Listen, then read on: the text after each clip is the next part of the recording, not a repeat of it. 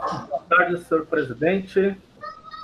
Seja bem-vindo a mais uma sala da oficina e abro aqui um espaço para que sejam feitas algumas saudações, né, uma observação que o senhor ache interessante comentar agora nesse momento. Obrigado, Márcio. Eu queria primeiro cumprimentar a todos aí, boa tarde, todos os participantes. Queria agradecer primeiramente aí a nossa parceria com o CREA São Paulo, hoje com a presidente Lenita Brandão. Agradecer também o nosso gerente da 4ª Região, o engenheiro Cledson Turra, o nosso sempre amigo, parceiro e hoje também gerente regional do CREA, o nosso engenheiro Arthur Ferreira. Queria agradecer aí sempre a parceria da UNAERP, que nos possibilitou o início aí do nosso curso, que infelizmente foi modificado a formatação por conta do coronavírus, mas ao mesmo tempo também parabenizo você, Márcio e o professor Will, pelo esforço aí, a dedicação de dar continuidade no curso com esse novo formato, que tá muito interessante. Eu vou pedir desculpas aí que eu estou participando do Conselho do 2034, o Guarujá 2034, hoje nós estamos fazendo uma reunião para a formatação do Conselho. Então, a associação está lá, tá junto, dentro desse Conselho. Então, eu só pedi uma licença lá para falar um oi para vocês aqui e desejar um bom final de curso. Obrigado aí pela participação, Márcio. Se você sempre aí com a gente, dedicando aí fazendo um bom trabalho junto com a associação e parabenizo vocês mais uma vez. Obrigado. Ok, nós que agradecemos, Henrique, por essa oportunidade de estarmos dividindo um pouco de conhecimento e experiências, né, para os nossos demais associados e demais profissionais da região e do estado, né? Então, agradeço por essa parceria. E é isso. Hoje a gente vai encerrar, né? Então, eu gostaria de comentar aqui que serão emitidos os certificados. O segundo dia já foi gravado, já está disponível nos canais do YouTube. Para quem não recebeu o e-mail de convite, é só acessar, buscar no YouTube, entrar lá no canal da associação, da AEAG, e você terá o acesso aos vídeos, tá bom? O professor Vili também preparou um material muito bacana, uma pasta com materiais lá no G-Drive, e daqui a pouco a gente vai comentar sobre isso, que são os materiais que estarão disponíveis ao pessoal que está nos assistindo. Muito Legal. obrigado, gente. Obrigado, Marcelo. Um abraço, bom curso aí. Um abração. Obrigado. Então, gente, como estava na programação, que foi disponibilizado ou será disponibilizado a todos, né, hoje nós faremos uma mostra de aplicação das ferramentas que foram explicadas e expostas aqui durante os primeiros dias do evento, né? Então, as ferramentas de prevenção de falhas, né, também podem ser aplicadas em pesquisas e como a grande maioria, se não todo, a grande maioria foram desenvolvidas na UNAERP, eu acho justo comentar um pouco sobre essa instituição que tanto nos apoia e nos tem apoiado nesses eventos fomentados pelo CREA e outras instituições. Então, deixa eu colocar aqui, brevemente, tá? Como tem muita gente que não é da cidade, talvez não possa conhecer, a UNAERP é uma instituição que foi fundada em 1924, ela é quase centenária, tá? E ela começou a existência por faculdade, né? E depois foi crescendo até a universidade. Então, atualmente, tanto Ribeirão Preto quanto Campus Guarujá, existem 27 cursos de graduação, tem 2 modalidades EAD, 3 cursos superiores de tecnologia, existem 5 programas de pós-graduação estricto sensu, que são os mestrados e doutorados, diversos cursos lato sensu e colégio técnico, sendo que 2 desses cursos lato sensu existem aqui na UNAEP Campus Guarujá, também vou comentar daqui a pouco. Vou dar uma pulada nessa parte teórica, porque esse é um material que eu geralmente apresento para os alunos ingressantes, né? Então, a estrutura do curso, como a maioria é engenheiro que já conhece bem a estrutura de um curso de engenharia, né? Os 4 primeiros semestres, eles são praticamente básicos, né? Iguais para todas as engenharias, e após o 4º semestre já começam a entrar as formações específicas e profissionalizantes e complementares, né? Então, aqui nossos laboratórios diversos, né? Temos laboratórios de informática, laboratórios de física, qual a gente conta com muitos equipamentos, kits de montagem de atividades, laboratórios de química. Nós temos um centro tecnológico, né, da engenharia civil e produção, os quais a grande maioria dos trabalhos de pesquisa são desenvolvidos dentro desse centro de pesquisa, tá? E dentro desse centro de pesquisa nós temos algumas bancadas como essa de golpe de ariete, utilizamos muito em aula também, mas a gente faz muita pesquisa relacionada à hidráulica e fenômenos de transporte. Nós temos bancada de bombas hidráulicas, permeabilidade de solos, né? Nós temos estações de topografia em nossas aulas de topografia e áreas correlatas, né? Nós fazemos muita atividade em campo também, como visitas técnicas, aula em campo, enfim. É só uma amostra. Nós temos também um simpósio, né, que é um congresso mais simplificado, de diversas áreas, né? Então abrange áreas de saúde, humanas e exatas. Nós temos também a concessão de uma ilha, a qual a gente utiliza como um laboratório a céu aberto. Então, além de nós efetuarmos pesquisas nessa ilha, que é a Ilha dos Arvoredos, né, através da Fundação Fernando Eduardo Lee, nós também abrimos as portas para outras instituições, aos quais o IPT, USP e outras universidades já fizeram bastante trabalho nessa ilha em relação à sustentabilidade. Nós temos um curso de especialização, que é de pós-graduação em Engenharia de Segurança do Trabalho, tá? E nós já estamos na 4ª turma, é um curso que tem dado muito feedback positivo, e estamos injetando aí semestralmente vários profissionais, vários engenheiros civil, produção e engenheiros de segurança do trabalho. Então é isso, né? Então, conforme o cronograma, a gente ficou de fazer a amostra, né, de aplicações dessas ferramentas de prevenção de falhas, justamente em pesquisas, né? A gente selecionou alguns trabalhos de preferência desenvolvidos nos últimos anos, né, com temas novos que abranjam várias áreas, tá? Abrangendo várias áreas. Então, fala aqui rapidamente. Temos vários trabalhos aqui, como esse do Diogo Fidelis, né, que fez um trabalho sobre avaliação da perda da resistência de concreto em condições de incêndio.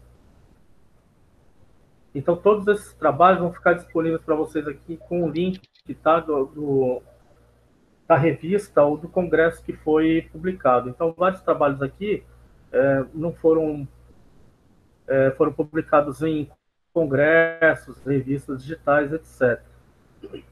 Então, temos aqui um outro trabalho do Arthur Aragoni. Ele fez um trabalho sobre avaliação do efeito de absorção de água O problema de capilaridade durante a cura do concreto é um problema muito grave que causa muitos problemas depois da construção pronta, né? Então, tem todo um contexto durante esse trabalho aqui, tem bons resultados, está muito bem distribuído, tá?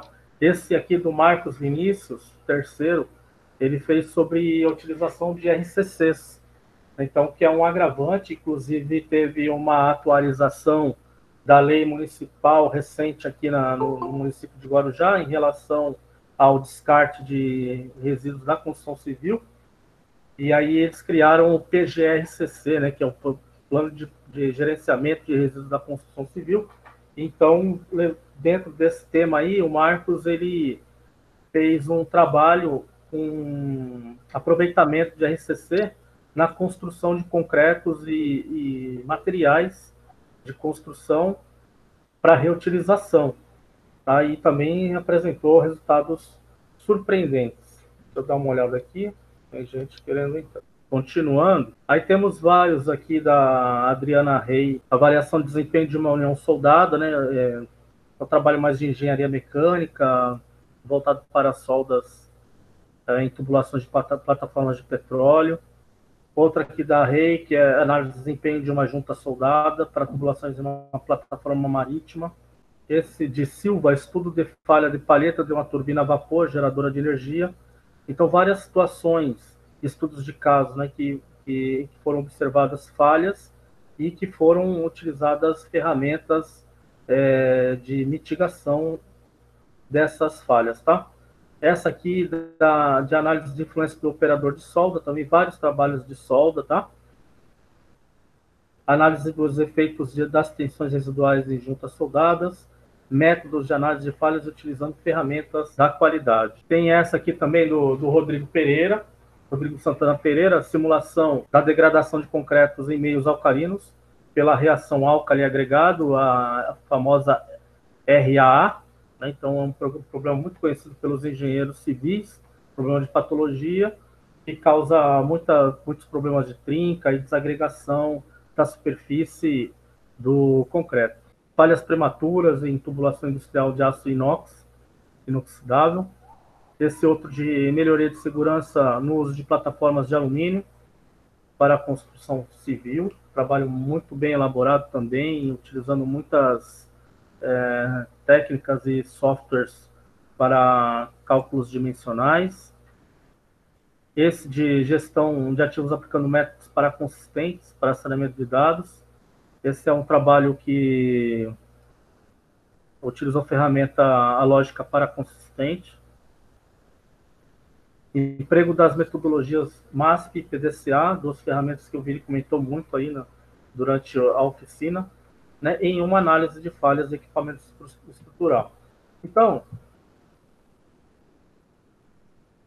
o Vini vai dar uma aprofundada mais nesses artigos, mas aqui eu achei interessante comentar alguns, né, desses, de um trabalho, né, que eles fizeram um teste com temperatura, submetendo corpos de prova a diversas temperaturas, e tiveram-se vários resultados muito bons, né? Então, o que leva, né, o estudante ou pesquisador a escolher esses temas são as falhas do dia a dia. Então, as falhas acontecem, lembra esse caso de 2016, na Avenida dos Bandeirantes, próximo do aeroporto de Congonhas, nesse elevado, nesse viaduto, e teve esse incêndio, esse acidente com essa carreta levando a um incêndio que durou muito tempo, né? Então, quando a gente incêndio justamente debaixo dessa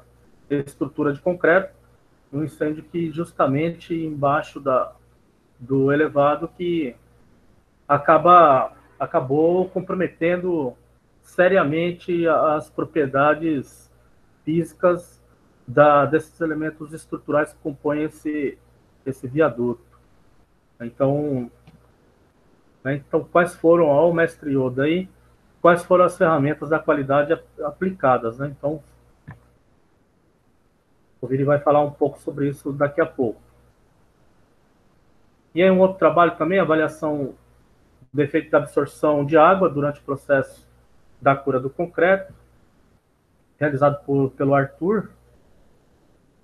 Então veja que o problema de capilaridade é um problema muito que acompanha muito os engenheiros, muitos chamados aí por vários problemas, dentre eles o problema de absorção de água em elementos estruturais, né? Avaliação experimental do potencial uso de resíduos de construção do concreto, RCC. Então, foi justamente na época que houve a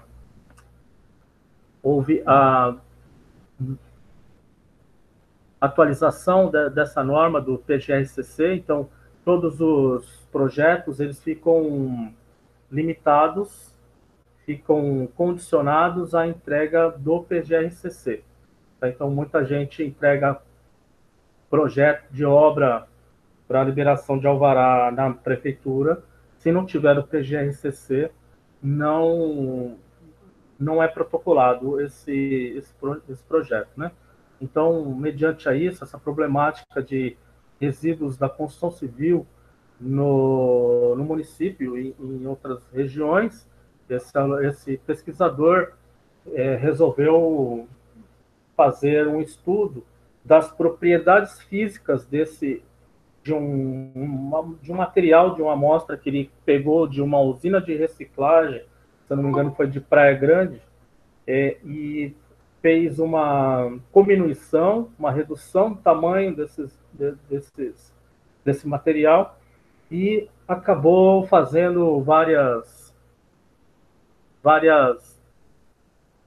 determinações de propriedades físicas, né? Várias análises, aos quais, mediante esses resultados, ele conseguiu criar uma combinação de traço e relação água-cimento, né? Para que esse material, esse concreto produzido com esse material, resistisse, se não igual, até mais ainda, as cargas a eles submetidas, né? Aplicadas, quer dizer. Então, esse é um trabalho que teve muito resultado muito satisfatório. E por último aqui que eu vou comentar, foi uma simulação da degradação do concreto em meios alcalinos pela reação álcali-agregado, né? Se a reação álcali-agregado, ela é uma reação de cinética muito lenta, ela acontece durante, mesmo em atmosfera agressiva, como industrial, ou até mesmo ligada a industrial e litorânea, né, que é muito agressiva, ou até mesmo em área de respingo, que é mais agressivo ainda, mesmo assim é uma reação muito lenta para que se faça um trabalho de acompanhamento.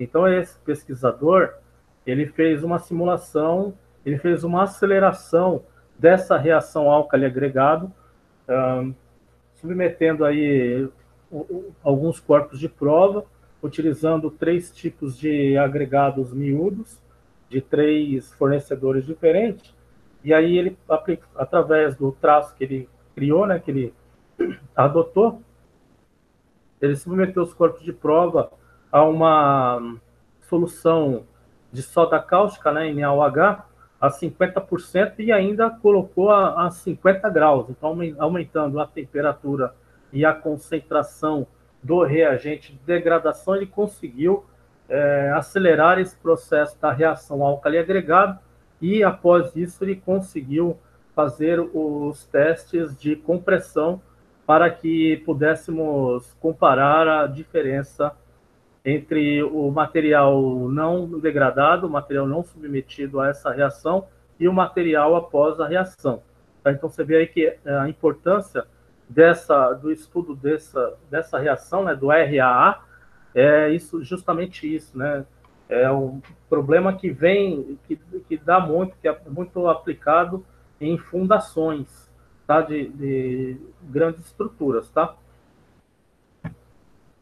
Então, aqui eu coloquei até, não vou entrar em detalhe aqui, né, mas o principal agente do álcali agregado é a sílica, que provém da areia, né, do agregado miúdo, e que não tem jeito, não existe concreto sem areia, né?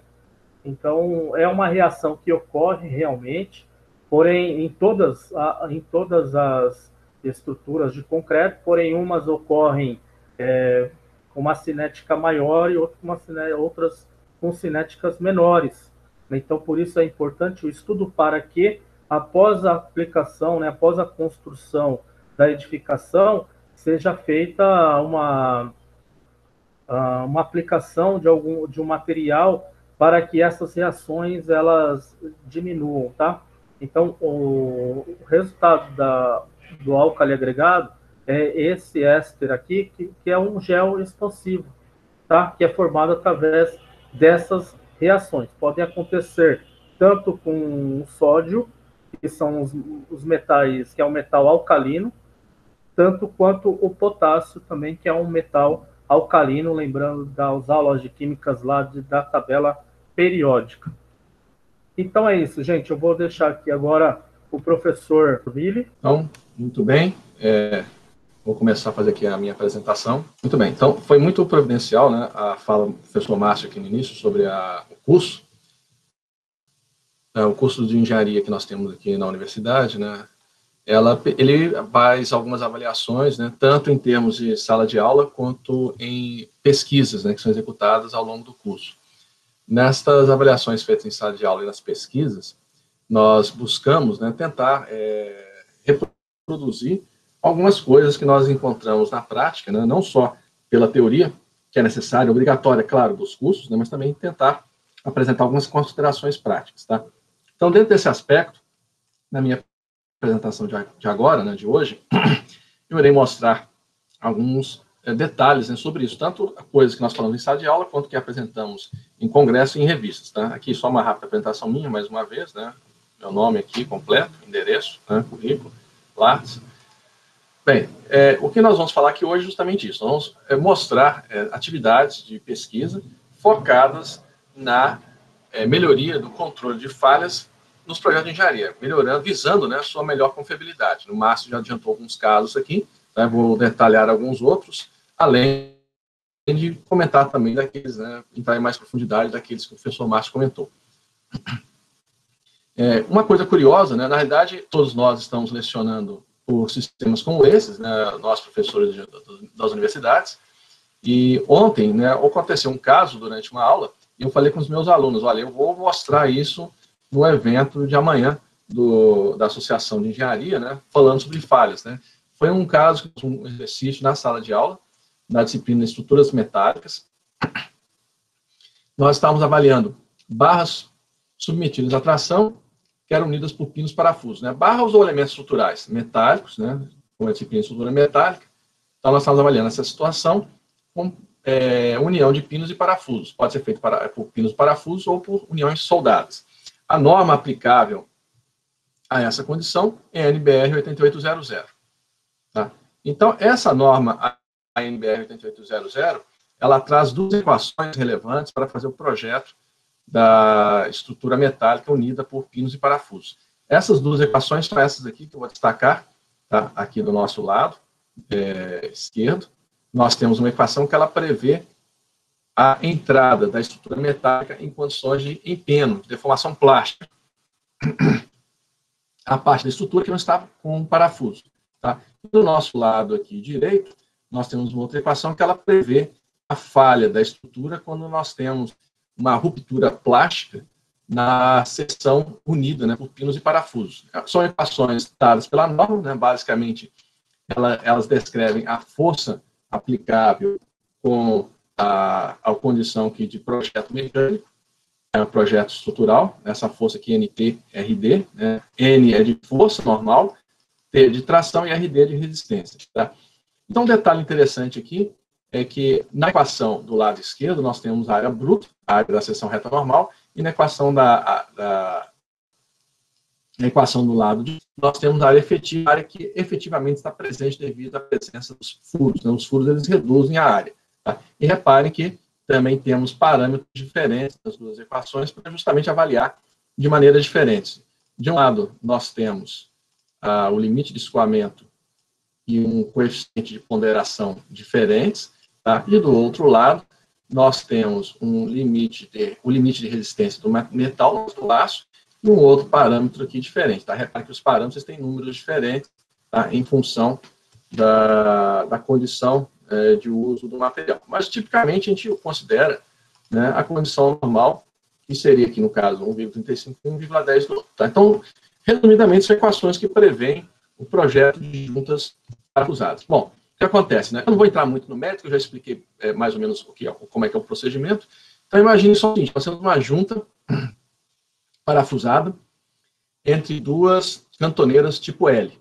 Tá? E vocês estão vendo aqui, está no achurado em verde, né, no slide aqui. Elas têm uma dimensão padrão, a gente enxerga lá na tabela de dimensões de perfis a espessura, as dimensões, o momento de inércia, a área, etc. Tá? Então, nos interessa aqui, no caso, é a área. Repare que a área aqui, consultando a tabela de padrões lá da norma associada a esse perfil, nós vamos encontrar que a área desse elemento aqui, a área desse tipo de perfil aqui, ela vale 1.484 milímetros quadrados. Vamos demarcar aqui em amarelo, tá? Ao fazer a conta, o cálculo da redução de área, tá, devido a presentes furos, nós vamos chegar a esta área aqui de baixo, né, 1.198 milímetros quadrados. Tá? Simplesmente se debita, a norma permite isso, a gente simplesmente debita a área, né, comida, né, a área ocupada pelos furos aqui dos parafusos. É como se os furos aqui eles reduzissem a seção reta do material daquela dimensão ali, daquela área, para essa nova área aqui. Tá? É o que acontece, quando a gente pega essas duas áreas aqui, a área bruta e a área líquida, e aplicamos aquelas equações lá que vocês viram, vamos encontrar um resultado interessante. Tá? Nesse próximo slide aqui, o que está sendo mostrado é o seguinte, é esse cálculo, tá? Repare que está muito rabiscado, porque isso foi literalmente vindo da aula de ontem, tá? Mas resumidamente aqui é o seguinte, considerando o aço AS636, né, que ele está identificado aqui nesse slide aqui em cima, tá? Vou colocar uma seta vermelha bem grande para vocês verem. Então, considerando o aço AS636, o resultado da força máxima para essa junta aqui é 337 kN, tá? Devido à condição de projeto, apontar que há uma possibilidade de empenho da estrutura. Tá? A junta, ela tem uma resistência de 355 kN, estão vendo aqui, né? Está em roxo, enquanto que a resistência menor, que é o que a gente usa para usar no projeto 337 kN. Isso foi o aço 36. Agora, olhem só que curioso, quando a gente troca de aço, tá? A mesmíssima condição geométrica, ela aponta que a resistência é maior, né? Ainda bem, porque o aço ele é mais resistente realmente, porém, olhem só que interessante, a falha passa a ser o rasgamento plástico na união soldada, na união parafusada, na união unida por pinos. O que isso quer dizer? Tá? Resumidamente, é o que nós temos nesse próximo slide aqui, nessa tabela, nós temos aqui o seguinte, a resistência de uma junta parafusada ou uma junta unida por pinos, ela não depende apenas da geometria, ela também depende do tipo de aço que está usado nessa junta. Tá? Faltou aqui o C cedilha, tá? Mas é o tipo de aço que está sendo empregado. Tá? E aqui do lado nós temos aqui a condição, reparem, quando o aço é A36, a junta ela tem uma resistência maior do que a do próprio metal estrutural, do próprio perfil estrutural. Quando é aço 572,50, ou seja, mudamos ligeiramente o tipo de aço, o que passa a ser o critério de falha, o gargalo, passa a ser a junta parafusada. Tá? O que isso quer dizer? Isso quer dizer o seguinte, um projeto feito para o material, ou feito em uma circunstância de aplicação, ele pode não servir para outro projeto. Tá? Isso que eu comentei com o pessoal ontem, né, para eles prestarem bastante atenção nisso, tá? Mas isso encaixa perfeitamente bem com o contexto aqui do seminário, nessa nossa oficina. Tá? Reparem, mudou uma condição, né, o projeto não necessariamente vai funcionar do mesmo jeito. Bom, então, isso aqui foi, assim, apresentando uma coisa que a gente geralmente fala em sala de aula. Né? Não só eu, todos os demais professores, né, comentam assuntos desse tipo na sala de aula. Então, vamos dar aqui alguns destaques àqueles trabalhos que o professor Márcio comentou. Eu vou apresentar alguns trabalhos, eu não vou apresentar vários, não vou apresentar todos, infelizmente, não dá tempo. Né? Muitos desses trabalhos a gente leva meia hora só para apresentar um único trabalho. Então, o que eu vou fazer é o seguinte, nós vamos pegar alguns trabalhos que já estão publicados, que eu já até comentei com vocês, quem esteve, né, claro, na última na última data, nosso último encontro, eu mandei para vocês uns links para vocês baixarem os trabalhos. Então, aqui eu vou mostrar trabalhos que foram publicados, estão no domínio público, né, são publicados em revistas de acesso generalizado, e também vou mostrar alguns trabalhos interessantíssimos, né, acho que são os 3 últimos trabalhos, que foram apresentados em congresso. Geralmente, o trabalho apresentado em congresso, ele tem um acesso um pouco mais restrito, você tem que ter acesso aos anais do congresso, que não necessariamente estão fáceis de serem obtidos aí. As instituições, os profissionais que participaram, eles têm acesso, então, com certeza, eles teriam o maior prazer em mandar para quem quer que precise ver, né, esses trabalhos. Por exemplo, eu mesmo poderia mandar tranquilamente, caso vocês me peçam, claro. Então, nós vamos aqui começar, né, eu só queria dar um destaque, como o professor Márcio mostrou aqui das atividades da universidade, né, nos últimos 5 anos, tá, eu coloquei um asterisco aqui porque está desatualizado esse dado, tá, porque esse ano, por exemplo, eu mesmo já publiquei 3 trabalhos diferentes. Tá? Então, nesses últimos 5 anos, ou seja, até o ano passado, 2019, os professores Márcio e eu, né, que estamos envolvidos nesse evento, publicamos 55 trabalhos técnicos científicos diferentes e que estão associados ao tema. Então, vejam bem, nós não publicamos apenas 55, nós publicamos 55 associados ao tema. Então, nós temos uma boa quantidade de trabalhos, né? Eu convido a quem tiver curiosidade a entrar, os nossos currículos Lattes aqui, estão aqui disponibilizados os endereços, né? É onde que vocês conseguem ver a nossa publicação, a nossa produção técnico-científica, né? É um procedimento, é um sistema padrão do CNPq, vocês conseguem clicar lá e ver, né? E, eventualmente, se alguém quiser alguma daquelas publicações, algum desses trabalhos, é só entrar em contato conosco, né? O currículo Lattes é uma exclusividade do professor Márcio e minha, mas qualquer professor, qualquer pesquisador no país tem isso daí. Tá? Então, vamos para o que nos interessa, né? Como acesso público, acesso à internet, nós temos 18 publicações mais recentes sobre o tema, né, falhas em projeto de engenharia, de 2017 e 2019. Essas publicações aqui, elas estão reunidas nessa tabela, estão sumarizadas, aliás, nessa tabela que vai aparecer para vocês aí. A tabela, ela tem aqui os autores, o título do trabalho, tá? Aonde o trabalho foi publicado, o ano. Tá? E aqui é um link, você pode clicar em cima aqui desses endereços, você consegue baixar o trabalho. Tá? A maioria dos trabalhos, eles estão publicados aqui nas revistas das próprias universidades. Tá? Por quê? Porque elas são revistas que têm acesso mais público. Né? Nós publicamos também revistas mais especializadas, em revistas internacionais, que é mais difícil de acessar. Mas nessas aqui, todos os trabalhos estão disponíveis ao público. Então, aqui nós temos uma lista, alguns desses trabalhos, né? E aqui uma outra lista com outros desses trabalhos. Né? Reparem que os trabalhos mais antigos da lista são de 2017. Tá? Os trabalhos mais novos são do ano passado, né? Porque nós atualizamos isso aqui para esse workshop. Senão ia parecer que a gente tinha feito pouca coisa esse ano. Né? Ia aparecer só 2, 3 trabalhos, enquanto que os outros anos iam aparecer muitos trabalhos. Então, né, como eu falei, nós vamos apresentar algumas desses trabalhos. Tá? Vamos começar aqui por aquele que o professor Márcio comentou, né? Ele associou, né, aquele incêndio que houve na Avenida dos Bandeirantes, perto do aeroporto, né? Houve um incêndio e a estrutura de concreto ficou comprometida. Então, nós temos esse trabalho aqui, ó, avaliação da perda de resistência do concreto em condições de incêndio. Aqui estão os autores, né? Vocês vão ver que sempre vai aparecer os autores nesse canto esquerdo do slide. Aqui é o Diogo, a Silva Fidelis, Érica Eliscu, Marcelo Costa Show, os 2 primeiros que são ex-alunos, no caso, né? Marcelo Costa Show, Márcio Moraes Tavares e Guilherme Moraes, somos nós, os professores aí. Tá? Alguns trabalhos têm mais alunos, outros trabalhos têm mais professores, isso aí depende muito do perfil do trabalho. Tá? Tem muitos trabalhos que, às vezes, tem participação, colaboração de mais de um professor, então, às vezes, coloca-se, né, um número maior aqui de professores do que apenas um. Bom, então, resumidamente, o que foi feito é o seguinte: nós fizemos simulações, é o que está escrito aqui no resumo, eu não vou ler o resumo, depois vocês vão ter acesso, né, para ver com mais calma aí, tá? Mas, resumidamente, nós pegamos corpos de prova de concretos com diferentes níveis de resistência mecânica, que eu vou delinear aqui, que eu vou demarcar para vocês verem quais são. Nós tivemos corpo de prova com 15 megapascal de resistência mecânica padrão, 20 megapascal e 30 megapascal, né, variando o concreto, né, variando o tipo de formulação, o traço, né, empregado aqui para fazer essa análise. Tá? Esses corpos de prova foram submetidos em temperaturas crescentes, 300, 600, 900 e 1050 graus centígrados, né, em intervalos de tempo de 30, 60 e 90 minutos. É uma boa quantidade de dados aí, né, uma boa quantidade de variáveis aí presentes. E aí nós avaliamos a resistência, né, que a resistência que o concreto teve, após esses ciclos aqui de severidade, né, esses ciclos aqui de incêndio, simulados em laboratório. Tá? Então, o que foi objetivado, né, fazer no laboratório, né, simular condições de incêndio, tais como essas aqui. Ó.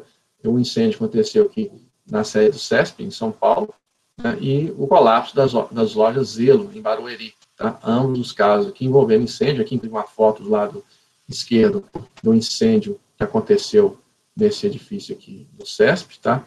E do lado direito, aqui, o acidente, né, o colapso da loja Zelo, né, depois do incêndio também. Bom, as experiências foram feitas no laboratório da universidade, não na UNAE. Aqui nós temos aqui um corpo de prova, prova padrão de concreto, né? Inclusive ontem não, desculpa, na quarta-feira eu comentei sobre a revisão das normas, né, do site de compressão de concreto. Agora não lembro se foi na quarta ou foi na segunda, foi um desses 2 dias. Então, esses corpos de prova foram introduzidos numa MUFLA, né, que tem um controle de temperatura. Eles foram submetidos a uma condição de um ciclo térmico, esquentou o corpo de prova até uma certa temperatura, naquele tempo que eu comentei com vocês ali, tá? E depois ele foi resfriado rapidamente em água, para simular o que acontece quando você tem um incêndio e joga água para apagar, que é a pior situação possível. Uma vez feito isso daqui, o corpo de prova foi testado em termos de resistência à compressão e verificado o que aconteceu. Tá? Os resultados, né, por alto que o trabalho. Então, os resultados estão sendo mostrados nesses gráficos. Aqui nós temos a resistência residual, né, nós colocamos de 0 a 100%, na realidade de 0 até 120, para mostrar melhor os resultados, para poder comparar os diferentes níveis de resistência mecânica do concreto. Então, nós temos aqui os concretos de resistência mecânica mais baixo, né, ou seja, os concretos de resistência mecânica de 15 megapascal, eles decaíram em termos de resistência percentual, né, em 0,09 para cada grau centígrado de temperatura do incêndio. Tá? Quando o concreto tem uma resistência mais elevada, por exemplo, 20 megapascal, olha o que aconteceu com a queda. Né? Aqui, no caso, foi para 0,12. Antes 0,09, aqui para 0,12. Tá? E quando o concreto tem resistência mais alta, né, 30, ele caiu, no caso, 0,11. Ou seja, só que nesse caso, eu só dar um adendo, né, que nós tivemos poucos dados. Tá? A dispersão aqui encontrada é 0,56. Tá? Então, há uma tendência nítida, né, nos dados com os outros corpos de prova, são dados mais complexos, então tem uma resistência, tem um coeficiente de correlação melhorado. Tá? Mas o que esses gráficos apontam é o seguinte, que quanto maior a resistência do concreto, maior a sua perda de resistência numa situação de incêndio. Tá? Mas há uma perda de resistência. Repare que é em torno de 0,10%, ou seja, 0,1% da resistência para cada grau centígrado. Pensando que um incêndio vai atingir 1.000 graus centígrados, né, 0,10% vezes 1.000 graus centígrados, você praticamente destrói completamente o concreto. Tá? É o que está mostrando aqui. Ó. Reparem, ele está levando uma resistência de 0, tá? Nesse gráfico aqui, e praticamente a mesma coisa nos demais também. Tá? Então, como conclusões, nós temos aqui uma queda de aproximadamente, né, que já está tratando em megapascal, tá? Aproximadamente 0,2 megapascal de queda da resistência do concreto para cada grau centígrado que acontece numa situação de incêndio. Né? Aqui não está falando do tempo, o tempo você tem que ver mais com mais detalhes no trabalho. Tá? A perda foi menor em tratos com uma resistência mecânica maior, tá? E os resultados mostram que é preciso aprimorar os estudos com concretos, aprimorar a forma de uso do concreto. Né? Por exemplo, sistemas de proteção a incêndio também no concreto, não só nos metais, assim como também a introdução de misturas, traços de aditivos, né, agregados, traços de aditivos, que têm melhor resistência ao incêndio, sendo que esse método que permitiria averiguar isso. Então, reparem, é muito importante conhecer esses dados, porque numa situação de incêndio, por menor que seja, ele pode criar, né, um severo comprometimento do concreto que foi exposto àquela condição de incêndio. Aí o Josi falou comigo, eu comentei na quarta sobre a questão da norma do ensaio de compressão do concreto. Tá? Um outro caso também muito interessante que acontece mais no setor de construção civil. Tá? A absorção de água. O que acontece? Quando nós fazemos uma estrutura em concreto, essa estrutura ela vai ser curada, ou seja, faz ao concreto, no estado pastoso líquido, ele é colocado no molde e ele vai endurecer ao longo de um certo tempo. Tá? Acontece o seguinte, se ele endurecer de um jeito ou de outro, ele pode causar variação do seu desempenho, ele pode comprometer o seu desempenho. Então, nesse trabalho aqui, foi avaliada a relação entre água e cimento, né, que é um parâmetro importante para os traços de concreto, que vai estar associado com o seu desempenho. Então, aqui no caso, foram estudados 3 traços diferentes de concreto, que foram curados, vocês vão ver daqui a pouco no próximo slide, de maneiras diferentes, tá? De tal forma que percebeu-se, né, ou avaliou-se, qual que foi o nível de resistência do concreto, né, nessas condições aí. Então, continuando aqui, né, foi averiguada a relação água-cimento como um dos principais parâmetros e averiguado o tempo, a maneira como esse cimento foi curado. Tá? Então, olhem só nessa foto aqui o que nós temos. Nós temos vários corpos de prova que foram feitos de formas diferentes, né, com relações de agregados diferentes, já vai aparecer para vocês aí. Esses corpos de prova, eles foram avaliados. Eles foram avaliados eles foram curados, né, no ambiente fechado e foram curados no ambiente aberto. Tá aí. De tal maneira que esses corpos de prova foram curados no ambiente aberto, eles foram submetidos à ação de chuva, de vento, né? Não é o caso nosso, mas poderia ter sido a neve, tá? E assim por diante. Sendo que aqui na nossa região é chuva com um pouco de maresia, né? Então, nós temos aqui alguns corpos de prova que foram curados ao meio externo e corpos de prova que foram curados no meio interno. Tá? O processo de cura, ele deu resultados diferentes. Então, o que aconteceu? Pegando aqui os corpos de prova, nós fizemos um ensaio de encharcamento, todas as atividades que nós fazemos com os corpos de prova, né, esses corpos de prova que vocês estão vendo aí, elas são normatizadas, elas estão balizadas em normas técnicas ou normas que verifiquem, né, as condições específicas de cada tipo de atividade que nós fizemos, cada tipo de ensaio. Então, aqui no caso, nós imergimos os corpos de prova numa certa altura, não está mostrando aqui, mas é uma altura padronizada, uma quantidade de água. Vocês estão reparando aqui que a parte de baixo do copo de prova ficou umedecida e a parte de cima aparentemente está mais seca. Tá? Os copos de prova foram pesados para averiguar a quantidade de água que entrou nos copos de prova. Né? Reparem que aqui tem uma letra G, né? Os copos de prova são identificados. Tá? Então, essa pesagem visa avaliar quanto de água entrou no copo de prova, tá? Após um período de tempo específico aqui. Aí esses copos de prova foram quebrados, rompidos, numa prensa, de tal maneira que a gente conseguia enxergar o interior do corpo de prova numa seção ao longo do seu eixo. Tá? É o que está sendo mostrado aqui. Então, ao fazer isso, né, imediatamente após o encharque deles, a gente consegue definir aqui, ó, como vocês estão vendo aqui nessa seta vermelha, a altura em que a água penetrou no corpo de prova. A altura que, chamada ascensão capilar, que é o termo correto, que a água entrou no material, não entrou no corpo de prova. A gente simulando o que aconteceria numa situação real, né, de uso prático desse material. Né? Repare que a ascensão capilar, ou seja, a quantidade de água que entra aqui, não é interessante, porque dentro aqui do concreto, em geral, o que nós temos aqui? Vamos desenhar aqui rapidamente. Nós temos que dentro do concreto, nós temos barras de aço, né? E se as barras de aço estiverem nessa região aqui da ascensão capilar, elas vão ser contaminadas, elas vão ser agredidas quimicamente pela água que está fazendo essa ascensão, e elas vão entrar num processo de corrosão, um processo de degradação, que pode eventualmente gerar dano, patologias no concreto, que faz com que esse concreto aqui, ele estoure, como naquela foto que o professor Márcio mostrou, né, hoje no início aqui dessa apresentação. Então, como resultado que nós obtivemos aqui nesse estudo, né, aqui está um gráfico resumindo isso. Aqui nós temos corpos de prova de 1 a 5, são corpos de prova que foram curados em ambiente interno, e os corpos de prova 1 a 13 foram os corpos de prova curados em ambiente externo. O que está sendo mostrado aqui é a absorção de água, quanto de água entrou né, dentro dos corpos de prova. Então, o que nós estamos vendo aqui é o seguinte: os corpos de prova foram curados dentro de um ambiente fechado, entrou mais água, né, do que os corpos de prova foram curados no ambiente externo. Na realidade, os corpos de prova que foram curados no ambiente externo, eles ficaram com menos água. Mas como pode ser isso? Muito simples, porque a umidade dos corpos de prova que foram curados no ambiente interno era muito baixa, enquanto que a umidade dos corpos de prova curados em ambiente externo era muito alta. Os corpos de prova foram submetidos a um processo de cura numa época do ano que chove muito. Então, o que aconteceu? Apesar dos corpos de prova curados internamente absorverem água, os externos, na realidade, eles expeliram um pouco da água que eles já tinham acumulado lá de fora. Então, ou seja, eles não precisavam ser encharcados, porque eles já estavam encharcados, naturalmente. Então, essa é a importância, olhem só, da maneira como o concreto ele é curado. Se ele é curado no ambiente fechado ou no ambiente mais seco, ele dá um desempenho diferente do concreto curado no ambiente de chuva. Tá? Então, repare, como conclusão, é justamente isso aí. Tá?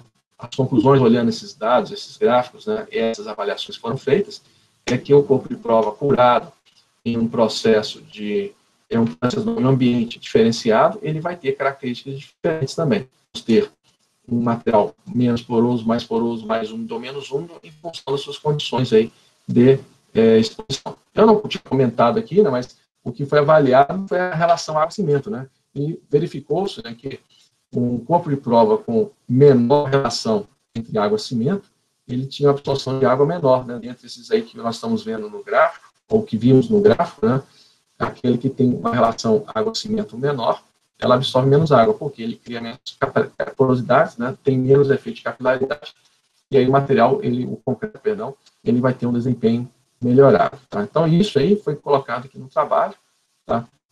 Em termos de conclusões, o trabalho chegou nesse ponto aí, tá? Que existem diferenças entre os materiais, em termos do fator de água e cimento, e também em termos da exposição que ele tem ao meio ambiente. Então, são aí as conclusões, né, desse trabalho. Trabalho bem interessante nesse aspecto. Tá? O Márcio também comentou sobre a questão de uso de reciclados. Tá? É cada vez mais necessário, né, nós usarmos, reutilizarmos, na realidade, resíduos, né, ou material que nós já tínhamos empregado na construção. Então, nesse trabalho aqui, a avaliação experimental do potencial uso de resíduos na construção no concreto, tá, está aqui o resumo, foi feito o seguinte: nós pegamos os participantes, os autores aqui, né, eles obtiveram material reciclado, tá, e fizeram misturas, né, fizeram traços de concreto para verificar a sua resistência mecânica. É importante salientar, como os demais casos, não vai simplesmente pegar o lixo de uma obra e joga dentro de uma argamassa e pronto. Né? Não é dessa forma que é feito. O material tem que ser classificado, tem que ser caracterizado, e a mistura que é feita na argamassa, a mistura que é feita para gerar um traço, ela é padronizada também. E o uso desse traço também é padronizado. Então, não é aleatoriamente, né? Parece que é só pegar qualquer coisa que achou no chão e joga na mistura, mas não é, não. Tem um procedimento padrão para isso, né? Para quem pegar esse trabalho para dar uma olhada, vai ver que tem, né? E quais são as normas que são citadas. Elas não estão explicitadas aqui nesse resumo, né? Nessa apresentação rápida, mas tem todo um procedimento que é feito para fazer essa homologação do uso desses reciclados aí. A tendência hoje é que cada cidade tenha seu centro de reciclagem de resíduos, né, de construção. A quantidade de resíduos de construção jogadas, né, em lixões, em botaforas, ou em outros lugares aleatórios, a tendência a diminuir, porque esse material ele tem uma relação, uma boa utilização, ele é utilizável na construção civil. Nós tivemos um trabalho recente, inclusive essa Érica aqui, a aluna, ela publicou um TCC sobre esse aspecto, né, avaliando, inclusive, a questão econômica. Então, a gente tem cada vez mais interesses econômicos, né, e claro, também de sustentabilidade de usar esses agregados. Então, o que esse esquema está mostrando aqui para nós é o seguinte: existe uma sequência para fazer o uso de reciclado de construção civil. Não é simplesmente que ele vai pegar no chão e joga de novo lá na betoneira e acabou, não. Então, tem vezes que também pegam material, os resíduos, e fazem a reciclagem. A reciclagem não é simplesmente pegar e jogar no concreto, ele tem que ser peneirado, tem que ser classificado, eventualmente tem que ser britado, tem que ser moído, tem que ser separado, inclusive, sob o ponto de vista químico, sob o ponto de vista de características morfológicas. Nós temos um trabalho, que depois eu vou comentar com vocês mais à frente, que houve uma diferença marcante na resistência do concreto por causa do tipo de areia que foi empregada. Então, esse sistema aqui, esse procedimento, ele é muito relevante para fazer para viabilizar o uso de material reciclado na construção civil. Tá? Nesse trabalho em particular aqui, nesse trabalho desenvolvido pelo Marcos, pela Érica, né, alunos, Marcelo, Márcio e eu, né, professores, foram usadas algumas técnicas, né, foram usados alguns procedimentos para avaliar argamassas, né, concretos feitos com o uso de agregados. Né, basicamente, nós usamos, né, como fazemos experiência, nós usamos ensaios, medições laboratoriais, e fazemos avaliações em cima disso daí. Então, nesse caso aqui, nós fizemos ensaios com agregados, né, os agregados de construção civil, né, foram feitos, não só os reciclados, mas os normais, né, por exemplo, a areia, brita, né, e os reciclados, foram classificados e avaliados sobre a granometria, verificado o teor de umidade. Tem muita gente, como eu falei, tem muita gente que esquece de verificar a umidade nos agregados. Aí, na hora que vai fazer a adição de água, erra na mistura água-cimento, porque esqueceu de levar em consideração o teor de umidade da areia. Uma areia seca, ela vai dar, para a mesma quantidade de água adicionada, em relação à água-cimento, diferente da areia que você pegou lá, por exemplo, uma monte de areia exposto ao ambiente e tinha que ter acabado de chover bastante aquele dia. Então, a quantidade de água, ela é muito relevante, a quantidade de umidade, ela é muito relevante para o uso de um agregado, né, da maneira correta. Não importa se é areia ou brita, mas principalmente é relevante para a areia. Então, eu vou até marcar aqui a umidade, né, que é uma coisa relevante, uma coisa importante. Tá? Avaliar a massa específica, determinação da densidade aparente, grau de absorção, grau de absorção de umidade, né, impurezas orgânicas, isso é feito quimicamente, aí foram feitos confecção dos traços, determinação da essência com pressão axial dos traços, usando os resíduos de construção, os reciclados. Tá? Aqui é uma visão, né, de um dos ensaios, aqui é a prensa de análises de resistência à compressão lá da UNAEP, né, a prensa que tem controle aqui, tem um registro digital, tá? E aqui do lado, gráficos ilustrando a referência do que foi feito. Né? Usando as normas, usando os procedimentos adequados e fazendo o trabalho adequado de caracterização, de classificação e uso desses resíduos, olhem só que interessante. Nós temos aqui o azul é o concreto normal e o vermelho é o concreto com uso de material reciclado. Reparem que a diferença entre eles é quase nula, né? É pequena. Não está mostrando aqui a dispersão, né? Só para facilitar a visualização nesse gráfico. Tá? Mas reparem que, em termos médios, o concreto com uso de material reciclado, para a resistência de 28 megapascal, ele tem uma resistência até maior do que o concreto normal, né? O que é até interessante para nós. O fato é que, se nós fizermos o uso do reciclado, a gente consegue ter, né, um concreto com desempenho igual ao concreto tradicional, porém, né, com o uso de um material reciclado que tende a ser mais barato, né, ou que tende a reduzir o impacto ambiental, né, ou melhorar a sustentabilidade das obras de uma maneira geral. Tá? E sem falar que isso é de interesse das prefeituras, das cidades, porque elas que versam, né, elas que legislam em cima disso aí, elas atuam, né, para seguir uma legislação criada também pela Câmara, obviamente, mas que vai favorecer o uso, a disponibilidade ou não desses resíduos. Tá? Então, esse trabalho demonstrou que é possível usar esses resíduos, tá? Tem uma boa aplicabilidade, é interessante, é estratégico para o setor de construção civil, mas cuidado, que tem normatizações, tem condições específicas para usar esses resíduos. Né? Esse trabalho comenta sobre isso aí. Não é simplesmente, como eu falei, pegar qualquer lixo e jogar numa betoneira e está pronto, não. Tem todo um critério para isso aqui ser viabilizado. Então, para um cenário futuro, existe até mesmo uma necessidade de aperfeiçoamento em normas, porque às vezes a norma ela é muito restritiva, né? Ela permite usar resíduos X, Y, Z, tem classificações, né? Tem aplicações mais simples, né? A gente pode ver também que tem aplicações um pouco mais tradicionais para esses resíduos. Então, esse trabalho teve esse viés aí bem interessante. Um outro trabalho que eu vou comentar aqui agora com vocês é um trabalho que foi desenvolvido numa pós-graduação em produção, tá? E ele envolveu uma ex-aluna minha, que ela avaliou as condições de fato. Tá? Eu vou só comentar desse trabalho agora, mas o que acontece? Muitos dos resultados, ou muitas análises que esse trabalho aqui desenvolvido aqui, ele mostrou, ele na realidade ele já foi apresentado ao longo dessa oficina. Há vários slides que eu usei, né, que o professor Márcio também usou, ele tinha elementos desse trabalho aí. Mas, basicamente, o que esse trabalho avaliou foram as principais causas de falhas em projetos de engenharia. Tá? Então, aí tem um resumo, né, destacando o que foi avaliado do trabalho, tá? As conclusões, que eu já tinha mostrado, e também o professor Márcio comentou algumas dessas conclusões aí, é que os fracassos em projetos, né, não só os mecânicos, mas os projetos de engenharia como um todo, estão vinculados a várias condições, né, como, por exemplo, definição do escopo e execução. Nós temos variações de escopo, métodos objetivos que atrapalham o desenrolar do trabalho, monitoramento e controle de partes do projeto que são essenciais, mas eventualmente não são bem executadas.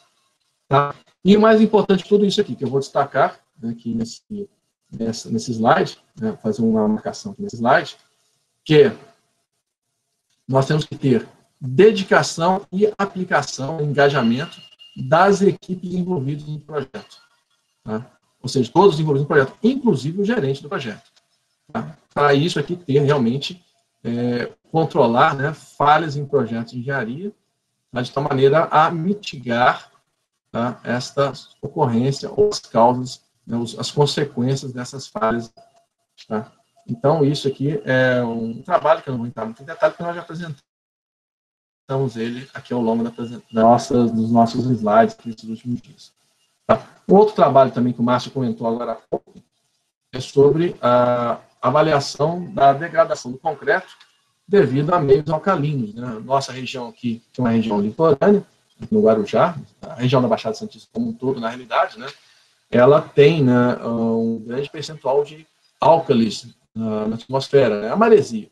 Aí os álcalis, eles entram no concreto e criam uma relação, né, gerando, aqui nós temos aqui um exemplo de reação, Márcio mostrou algumas reações lá, né, eles geram degradação no concreto. Tá? Então, esse trabalho ele avaliou justamente o nível de degradação de certos traços de concreto, né, para tentar entender ou para tentar demonstrar esta relação, que às vezes é muito complexa e difícil de interpretar, entre o concreto e o meio, né, que vai degradá-lo. Tá? Então, foram estudados concretos, né, traços de concreto produzidos com agregados miúdos, ou seja, areia, de 3 locais diferentes. Eu comentei com vocês, né, que teve um trabalho, no caso é esse aqui, que nós percebemos que mudando o tipo de areia pode mudar radicalmente a resistência do concreto. Tá? Esse aqui é justamente o trabalho que eu comentei com vocês. Às vezes a gente faz um trabalho com objetivo, muitas das vezes a gente alcança esse objetivo, mas às vezes a gente obtém, a gente percebe coisas diferentes ao longo da execução do trabalho. Então, esse trabalho aqui foi uma situação desse tipo. Isso aqui, inclusive, nos inspirou a começar a avaliar melhor, no microscópio mesmo, as granulometrias das areias dos agregados que nós temos. Depois, nós tentamos avaliar, né, fazer uma associação, não só da granulometria, mas também da forma dos grãos com o desempenho no concreto, né, das argamassas produzidas. Em termos do problema, né, o Márcio já mostrou uma foto para vocês, né, aqui nós temos outras 2 fotos que vão aparecer daqui a pouco. Basicamente, as reações químicas que acontecem com o concreto e os meios alcalinos, né, eles podem produzir essa situação aqui. Trincas, né, alterações geométricas, né, e de integridade do concreto, assim como essa formação aqui, ó, que vocês estão vendo, né, que chama exudação de gel, daquele gel sílica com sódio, oxigênio que o Márcio mostrou para vocês, ele é eliminado aqui, né? O concreto começa a suar isso aqui. Então, aqui nós temos, aqui, ó, bem nessa região aqui, onde está o laser, tá? Na região clara, em cima aqui da abertura da caixa de correios, do lado direito superior da imagem, nós temos aqui justamente, né, um desprendimento, né, de gel, que está saindo, né, essa parte branca, aqui na parte, essa marca branca, na parte superior esquerda da imagem, superior direita, desculpa, da imagem, na superior esquerda também tem, tá? E aí esse gel, né, ele vai escorrendo aqui pela parede, né? Mas o problema não é o gel em si, sim, porque está criando uma perda de integridade do concreto. Tá? Então, isso é uma coisa que tem que ser evitada, uma coisa que tem que ser entendida para poder ser evitada. No trabalho aqui do Rodrigo, né, da Yolanda, tá? O que eles fizeram? Eles pegaram corpos de prova de concreto, colocaram numa caixa, tá? Colocaram aqui só da cáustica dentro da caixa e colocaram dentro de uma estufa para ficar em alta temperatura ao longo de um certo tempo, para acelerar o processo de degradação. Né? Essa degradação que eu mostrei para você anteriormente aqui é uma degradação que leva meses, anos para acontecer. Tá? Então, no laboratório, né, nós não podemos esperar, né, meses, anos. A gente faz esse trabalho ao longo de algumas semanas, talvez 1, 2 meses, tá? Nós não podemos esperar mais de 1 ano para fazer isso daí. Então, a gente faz um ensaio acelerado para verificar o que vai acontecer com o material. Uma vez feito o ensaio, foram feitas avaliações, uma vez feita essa imersão, né, essa degradação acelerada do concreto, foi feita a avaliação da resistência mecânica, tá, através de prensa, né, foi equipamentos, né, de ensaios mecânicos. Então, pegamos os copos de prova, alguns com esse tratamento, alguns poucos sem o tratamento, fizemos os ensaios e comparamos a condição entre os corpos de prova, antes e depois do ensaio. Tá? Então, ao fazer isso, a gente obtém não só a resistência mecânica, né, mas também nós conseguimos acessar a curva de resistência, a curva que relaciona a força de resistência com a deformação, né, presente no corpo de prova, tá? Nos ensaios que foram realizados aí. No próximo slide, né, ele mostra justamente aqui, né, a montagem. Tá? Aqui nós temos a célula de carga que detecta a força, tá? E as partes, né, que vão fazer a compressão no corpo de prova. É muito importante que o corpo de prova tem que estar muito bem alinhado com o equipamento, né, para impedir que haja descarregamentos ou carregamentos fora de centro no corpo de prova. Então, isso aqui foi uma grande preocupação nossa. Nós, inclusive, tiramos fotos para registrar esse bom alinhamento aqui entre o corpo de prova e o prato. Tá? Como resultados dos ensaios, né, como a condição prática do resultado, nós temos essas curvas, né? A curva em azul é a resposta obtida da máquina, a reta vermelha ela está associada à rigidez do material, né? Quanto menos inclinada for essa reta vermelha, né, ou avermelhada, menos rígido é o material. O que nós temos aqui, nessa primeira coluna aqui, seria o resultado, na coluna da esquerda, os resultados com os corpos de prova sem imersão. Por que as curvas são diferentes? Porque foram usados traços, né, com resistências diferentes. Tá? A parte de cima que é um traço mais resistente e a parte de baixo é um traço menos resistente. Tá? Então, a coluna da esquerda é sem imersão e a coluna da direita é com imersão. Tá? Então, reparem que há uma perda da rigidez, né? A reta que fica um pouco menos inclinada, e há também uma alteração no comportamento. Um comportamento que antes era mais suave, em termos de força por tensão por deformação, ele fica mais abrupto, né? Ele fica mais fragilizado, por causa do processo de degradação que houve. Tá? Aqui são as curvas, e dessas curvas a gente pode extrair parâmetros, como, por exemplo, estão mostrados aqui nesses gráficos.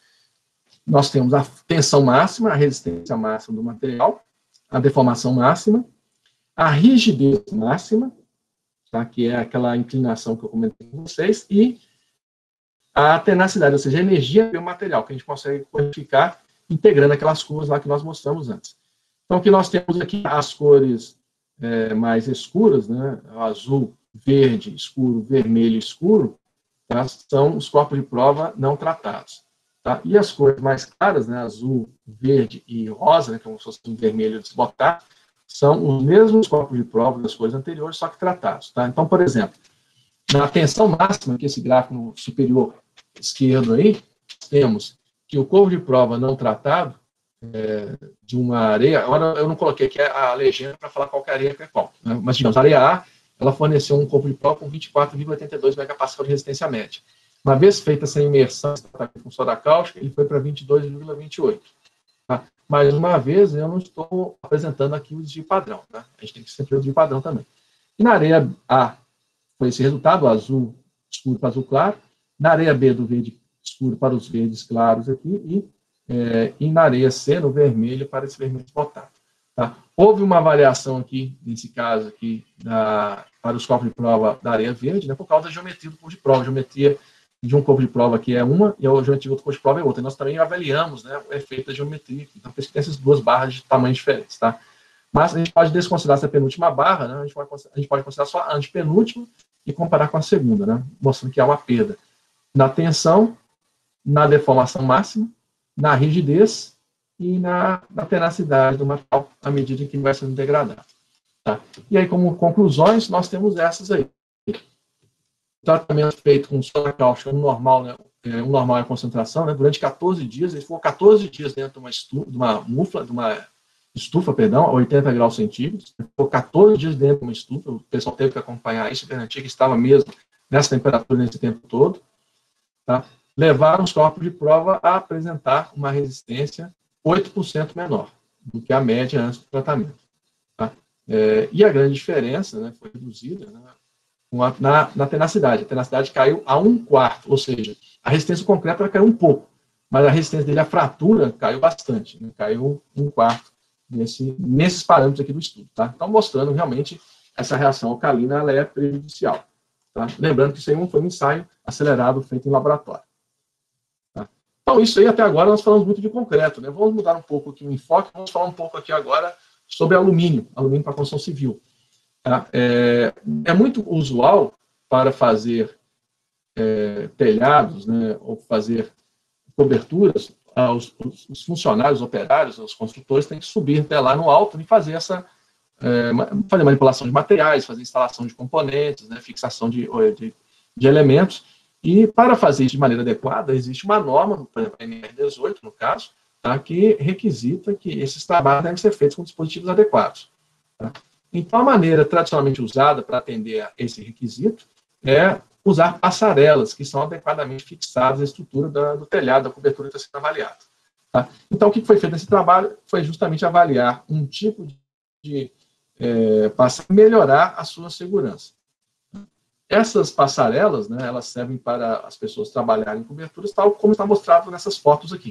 Tá? Principalmente nessa foto aqui do meio, né, nós temos passarelas, elas podem ser horizontais ou ascendentes, e nós temos aqui pessoas trabalhando com linhas de segurança, né, linhas de vida, tá? Sendo que essa passarela ascendente, ela tem que ter degraus e tem que ser com essa textura, né, na superfície para permitir que a pessoa suba sem escorregar.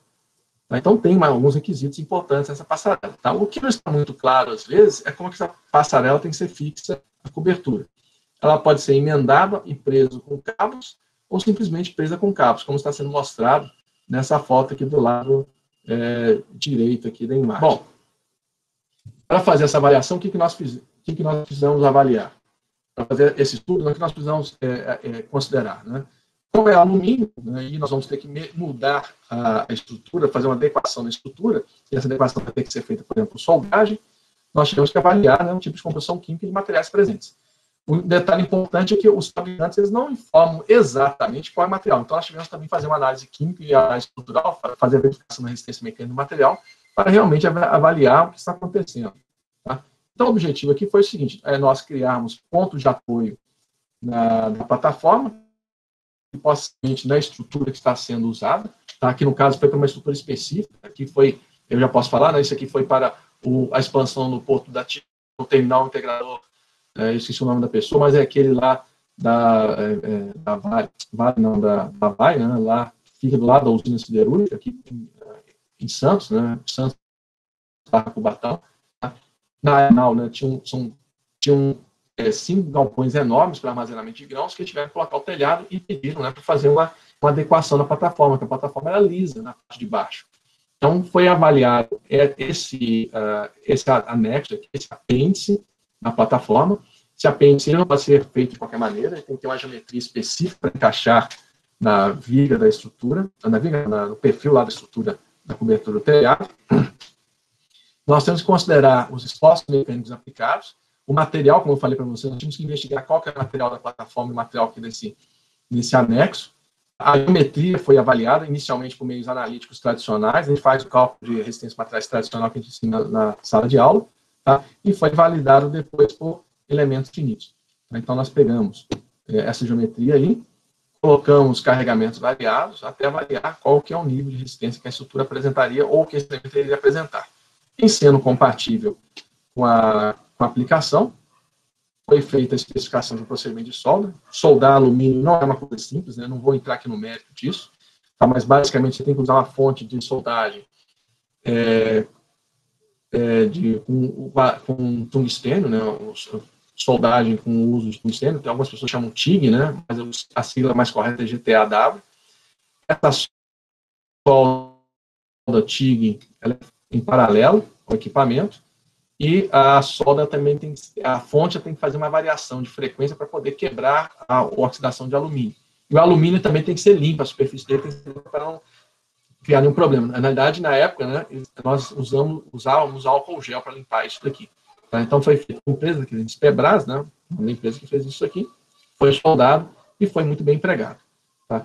E aí, o resultado, na conclusão final, foi que é possível melhorar a segurança, né, dessas plataformas, fazendo, por exemplo, esse tipo de adequação aí. Você dá mais segurança à plataforma, você dá mais segurança, dá mais confiança ao usuário, a pessoa que vai ter que subir lá no telhado, ela vai ficar só com receio de subir na altura, mas a plataforma ela vai estar muito bem firme, ela vai estar muito bem encaixada, a pessoa não vai ter dúvida se aquela plataforma vai soltar ou não, porque ele percebe que está muito bem fixada. O fator de segurança empregado foi bem alto, tá? Para ter certeza absoluta que não ia ter nenhum tipo de falha aí, né, no uso dessa plataforma. Tá? E aí atendendo, claro, a NR18, que é o objetivo principal aqui. Tá? E outra coisa interessante, né, como esses anexos, esses apêndices, que o pessoal chama de arranque, eles não são muito pesados, né, eles impactaram, no mínimo, o peso original da plataforma, em torno de 15 quilos. Né? 15 quilos é o peso que um funcionário, né, um operário consegue manejar, né, para poder instalar isso lá na superfície do telhado. Bem, então isso aí foi uma visão dos trabalhos que foram publicados em revistas, trabalhos estão em acesso público, qualquer um de vocês aí, qualquer um de nós consegue acessar a qualquer momento esses trabalhos. Então agora eu vou apresentar alguns outros trabalhos que foram colocados em congressos e seminários. Quando são congressos e seminários, o acesso é um pouco mais restrito. Mas, como eu falei para vocês, né, se vocês mandarem uma mensagem para qualquer um dos autores aí, eu tenho certeza que eles vão ter prazer em repassar o trabalho para vocês.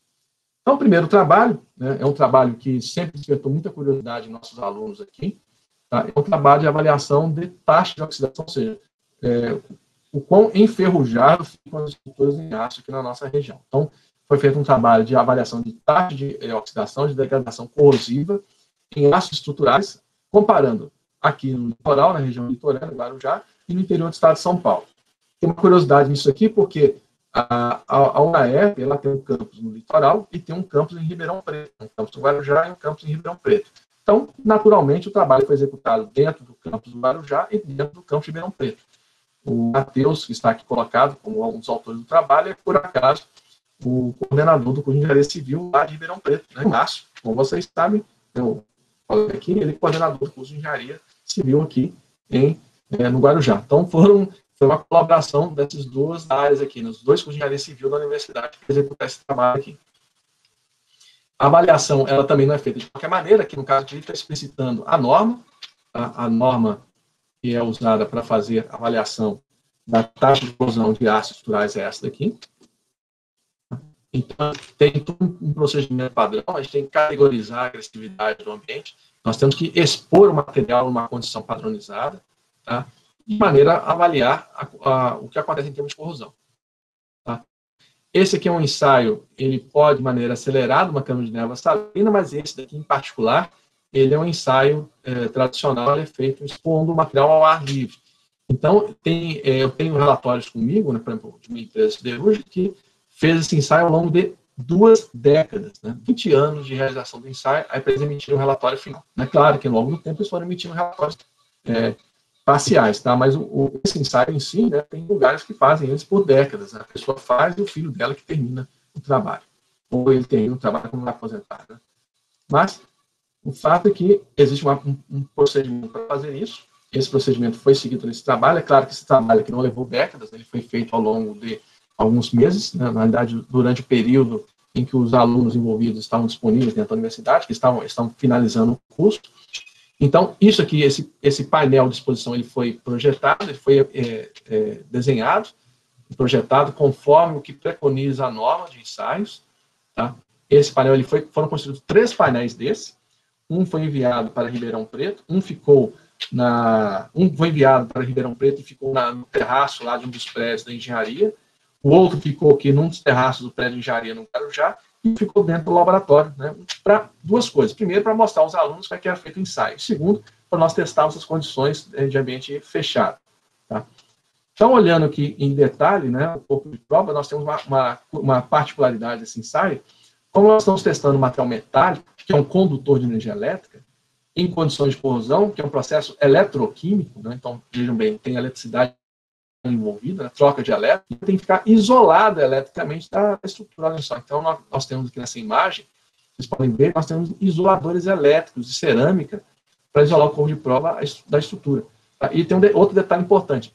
Além dele ser apoiado em isoladores, o isolador não pode ser polimérico, porque isso aqui vai ficar exposto à atmosfera, vai ficar exposto às intempéries, e a energia solar, ele degrada, né, os polímeros. Então, ao longo do tempo, o isolador feito em material plástico, né, polimérico, ele iria se degradar. Então, tem que ser um isolador feito em cerâmica. Tá? E hoje em dia não é fácil encontrar isolador desse tipo feito em cerâmica. Né? O aluno que fez aqui o projeto teve muita dificuldade de achar isso daqui. Mesmo com a internet, foi difícil achar esse isolador aqui. Tá? Tem que ter um conjunto de 4 isoladores desses para cada corpo de prova. tá? Corpo de prova aqui de baixo para até usar esse isolador aqui. Mas cada corpo de prova ele tem que estar apoiado em 4 isoladores elétricos cerâmicos distintos para poder ficar na posição adequada, conforme preconiza a norma. E aqui do lado são as dimensões do corpo de prova, 150 por 100. A espessura não é padronizada, aqui foi a espessura que foi empregada no estudo, né, que é 1/4 de polegada, 6,4 milímetros. Então, aqui são as dimensões e a geometria do corpo de prova. O material foi usado em sua composição química, é o que está mostrado no próximo slide. Basicamente, nós usamos chapas de aço gentilmente cedidas pela empresa Uzi Minas, tá? Por isso que nós temos aqui Uzi SAC 350 e Uzi Civil 250. São, respectivamente, né, aço patinável de alta resistência mecânica para a construção civil, o Uzi SAC 350, e o Uzi SAC 350 é aço estrutural de média resistência, que não é patinável, é aço estrutural comum. Tá? Aqui embaixo nós temos as composições químicas. Vocês podem ver pelas composições químicas que a grande diferença entre elas, a grande diferença que tem, né, nas composições químicas aqui é o teor de silício.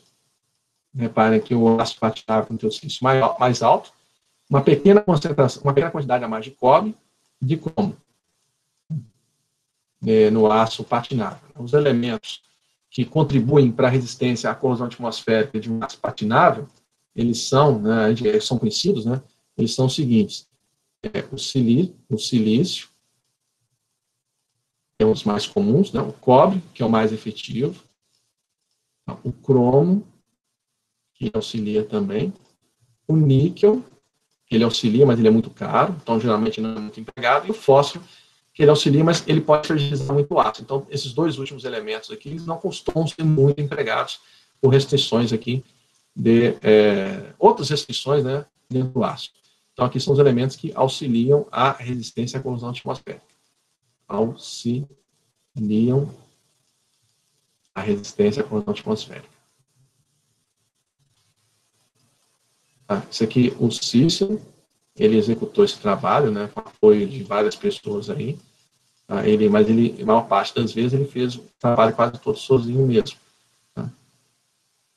Então, ele realmente mereceu, né, um grande elogio pela execução desse trabalho. Tá? E outro detalhe interessante é que vários seus colegas conseguiram ver, né, o resultado que eu vou mostrar para vocês daqui a pouco, o Rosão.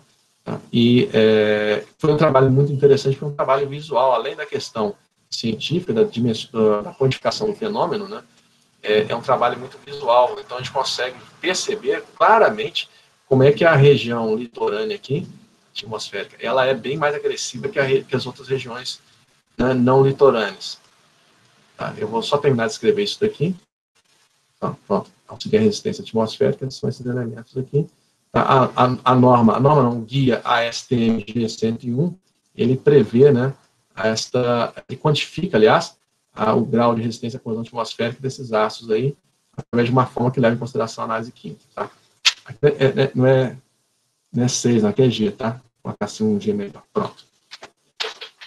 Então, nós fizemos a avaliação na região litorânea e na região do interior do estado.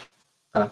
Como eu falei, temos o campus da UNAEP em Guarujá, está aqui, a foto do campus, né? Tem uma mata aqui, tem umas casinhas, depois tem um mar, e a avaliação lá no campus da UNAEP, em Ribeirão Preto, bem lá fora, bem afastado mesmo da região litorânea, uma região bem mais seca, tá?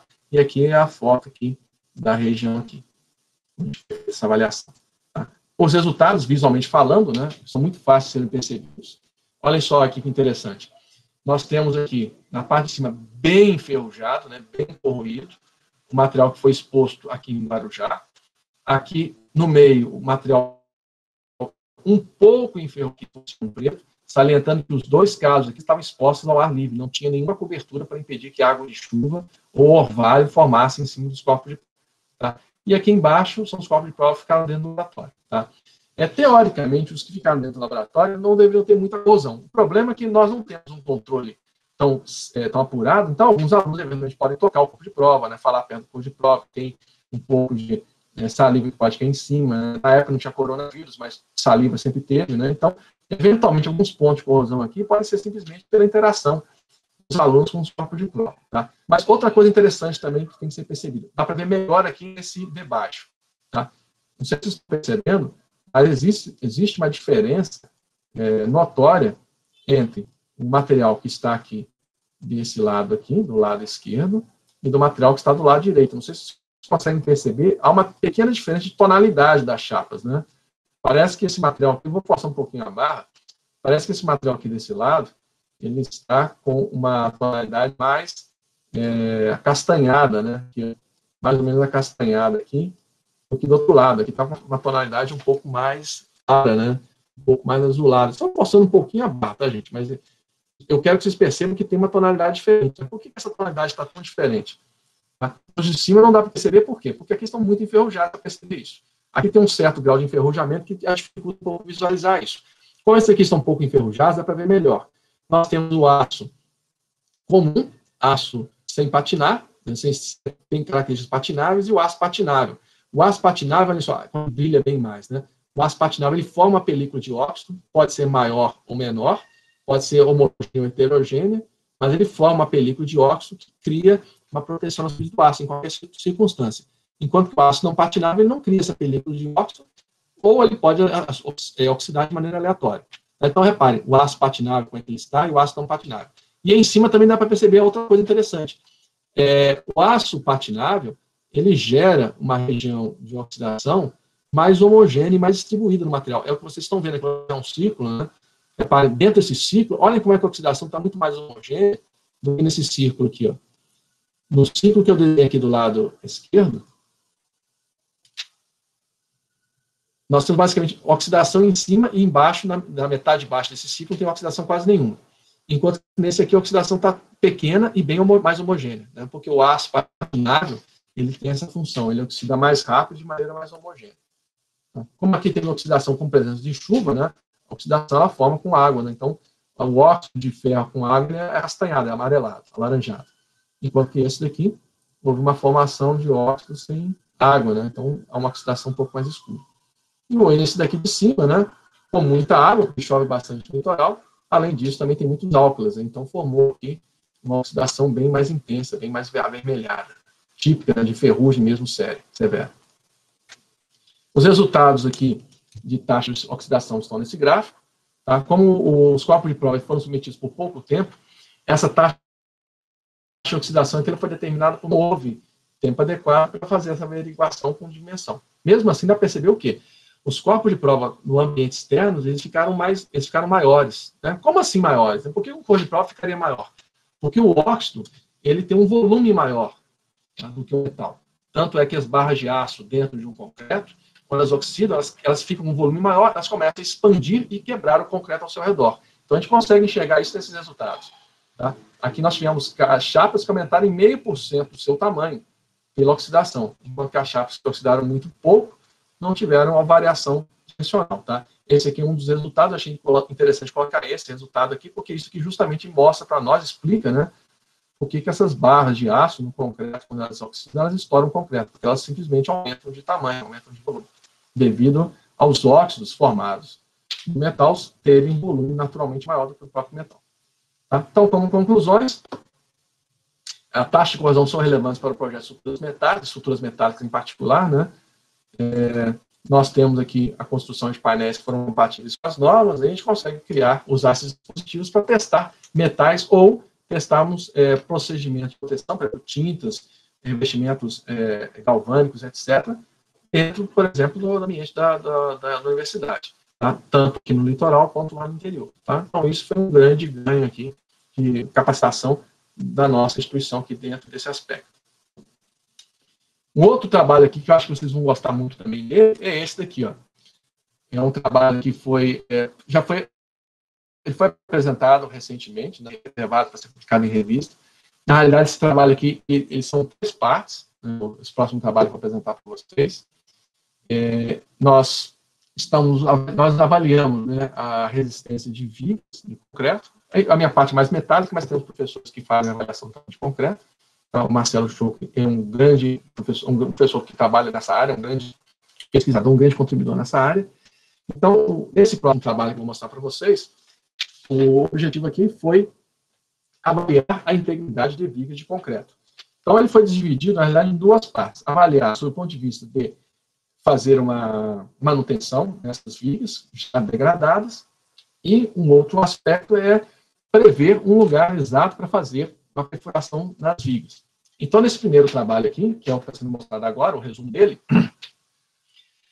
o objetivo foi averiguar a presença de furos não premeditados em vigas de concreto armado. Né?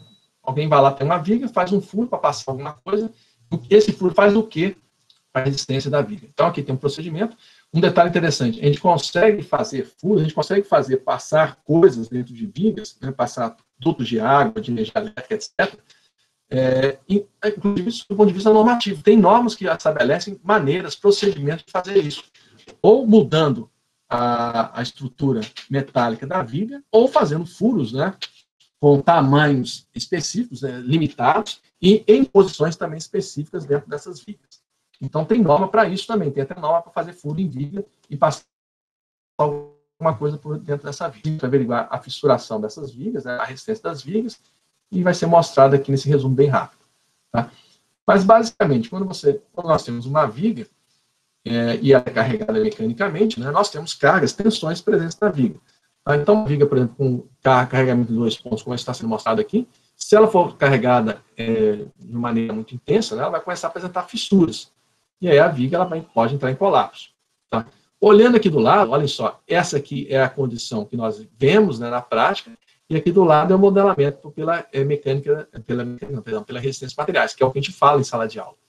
Então, reparem, nós temos entre o trecho A e C, aqui, ou seja, entre a extremidade e apoio da viga e a ponte de aplicação da carga, nós temos tensões de compressão, tração e cisalhamento. Tá? Entre o ponto C e D, ou seja, entre as duas pontos de aplicação de carga, nós temos situação de flexão pura, ou seja, nós temos isso daqui. Olhem só que interessante, essa região aqui central, vamos destacá-la aqui em amarelo, marca-texto em amarelo. Essa região aqui, ó, C e D, né, ou seja, essa região aqui, nós temos aqui, ó, uma ausência de carga e cisalhamento nessa região. Tá, nós temos compressão em cima, tração embaixo, mas temos ausência de carga e cisalhamento. Que é diferente do que acontece na outra região, que eu vou marcar aqui em vermelho. Tá? Na região aqui entre D e B, entre A e C, nessas regiões aqui, nós temos presença de cisalhamento aqui, ó. Nossa, ficou horrível. Peraí, vou ter que trocar de cor, senão não vai dar para ler esse cisalhamento. Eu vou colocar aqui só na caneta mesmo. Nós temos aqui o cisalhamento. Repare, as diferentes posições da viga, em termos de carga mecânica, elas podem ter cargas diferentes, podem ser solicitadas de maneira diferente. Portanto, elas podem ser avaliadas, né, elas têm que ser dimensionadas de maneira específica também. Tá? Então, qual foi o objetivo do trabalho? É averiguar essa situação aí. Tá? Repare, isso aqui, né, como está sendo mostrado aí, normalmente é uma gambiarra, né? Normalmente é um negócio mal feito, normalmente é uma coisa que foi feita de maneira inadequada. Mas pode ser dimensionado para isso aí ser impossível. Provavelmente, nesse caso, não, né? Porque tem muita perfuração próxima umas das outras, tá? Mas isso aqui pode ser dimensionado, numa situação como essa aqui, de maneira adequada, seguindo a norma adequada, claro. Tá? Então, aqui nós temos aqui como é que fez essa mágica. Tá? A gente faz essa mágica, por exemplo, antes de fazer a viga, na região que vai passar alguma coisa, que vai ter uma futura abertura, né, vai ter um furo, nós mudamos a forma de reforço das barras ao redor dessa região. Reparem aqui embaixo, olha só, nós temos mais barras aqui, mais estribos nessa região, de tal maneira a compensar esse furo que vai ser feito. E isso aqui é calculado. Isso aqui não é feito de maneira aleatória. Tá? Aqui um outro exemplo, né, só que agora com reforço na diagonal, mostrando que a gente pode fazer 3 furos um do lado do outro, numa viga de concreto, desde que dentro da ferragem ela tenha a geometria adequada. Tá? Toda vez que eu falo desse assunto, eu lembro lá de Brasília, tá? Particularmente do Palácio da Alvorada, que tem aquelas colunas, né, né? Assistindo um documentário sobre a construção desse palácio, eles fizeram justamente isso. Né? Os engenheiros civis tinham um desenho da arquitetura, aquele desenho diferenciado. Vou até fazer ele rápido aqui, só para contextualizar o que eu estou falando. Ele tinha um desenho de arquitetura do palácio, que é uma coisa mais ou menos assim, né? Umas vigas mais ou menos assim. Está mal feito, mas é mais ou menos assim, tá? Então, eles tiveram que aumentar o reforço de concreto nessa região inferior aqui, das vigas lá do Palácio da Alvorada. Cadê a marca-texto aqui? Não, quero amarelo. Pronto. Então, eles tiveram que aumentar em muito a quantidade de barras de aço nessa região aqui, tá? Mais do que tinha aqui na região afastada. Tá? Justamente fizeram isso aqui, né? Eles aumentaram a quantidade de barras de aço na região que era mais solicitada e que tinha menos concreto. Então é possível fazer isso. Tanto é verdade que o Palácio Alvorada está lá, né? As pessoas dentro do palácio podem ter muito menos duração do que o próprio palácio. Mas estamos lá, né? E as coisas estão funcionando muito bem, tá? Graças a esse dimensionamento aqui das barras de aço. O palácio vai durar anos e mais anos, usando, né, mesmo as geometrias diferenciadas. E olhem só aqui uma coisa interessante, tá? É a comparação de uma viga simplesmente furada, aleatoriamente, e uma viga que foi feito o seu dimensionamento adequado, conforme preconiza, né, a norma, pensando no projeto antes de ser feito, antes de ser executado. Tá? Então, antes de ser executado, a gente consegue, ao prever que tem furos na viga, a gente faz isso daqui, ó, que está sendo mostrado aqui nessa figura. A gente aumenta o reforço de barras de aço aos furos. Então, aqui no lado direito aqui dessa figura, aqui, nós temos o dimensionamento correto. Tá? Do lado esquerdo, aqui nós temos simplesmente furos sendo feitos em qualquer posição. Tá? Normalmente, quando a mesma norma que avalia a quantidade de barras de aço que nós colocamos para melhorar a resistência dos furos, também vai fazer a avaliação do grau de perda de resistência mecânica quando você põe um furo desse tipo aqui, sem reforço nenhum. Tá? E um detalhe interessante, né, que é o que está mostrando nessa outra figura aqui, a posição do furo e a geometria do furo vai influenciar na forma com que a falha vai acontecer. A carga e a posição das trincas, ela vai mudar em função da geometria do furo e a posição desses furos aqui. Então, na experiência que foi feita, simplesmente fizeram vigas, né? As vigas elas não tiveram a sua estrutura modificada, foram feitas vigas normais. O que foi feito é o seguinte, foram feitos furos nas posições adequadas e em posições inadequadas nas vigas. E foi feito um carregamento mecânico até a ruptura dessas vigas aí. Ou até a falha, perdão, nessas vigas. Então, aqui nós temos uma cena, né, de uma das vigas estudadas com um furo já feito. Essa viga está lá no NAEP, tá?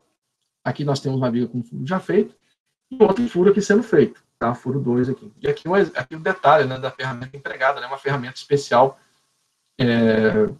para fazer esse tipo de perfuração. Tá? Reparem que a broca aqui ela tem um diâmetro grande, né? E ela não só vai furar concreto, como também, eventualmente, ela vai pegar pedaços de ferragem, pedaços de aços, né, usados para funcionar essa viga aí. Então, na próxima foto, vocês vão ver o seguinte, nós temos, uma vez feito o furo, né, tira-se, extrai-se um cilindro de concreto aí dessas vigas perfuradas. Nesse cilindro de concreto, nós vamos ver lá a estrutura do concreto interna e, eventualmente, por causa desse tipo de broca aí, que ela tem que ser usada, uma broca adequada, uma broca especial, não é qualquer broca que vai furar essa viga de concreto. Eventualmente, essa broca ela vai pegar um pedaço com aço. E esse pedaço com aço aparece aqui no cilindro. Aqui tem uns detalhes aqui mostrados, mas aqui essa foto está um pouquinho difícil de ver. Mas nessa foto aqui, né, do lado direito, está mais fácil de ver, que nós colocamos ela, quebramos o cor de prova na região, não, cor de prova não. Nós quebramos o cilindro que foi retirado da perfuração, mostrando a barra metálica que foi retirada aqui da perfuração. O que está acontecendo aqui é o seguinte, esse furo ele está quebrando, né, a rigidez da viga, está reduzindo a resistência da viga, porque simplesmente está tirando uma barra de aço da atuação, né, como elemento estrutural, como elemento de carga, de carregamento mecânico, de suporte mecânico, perdão, dessa viga. Tá?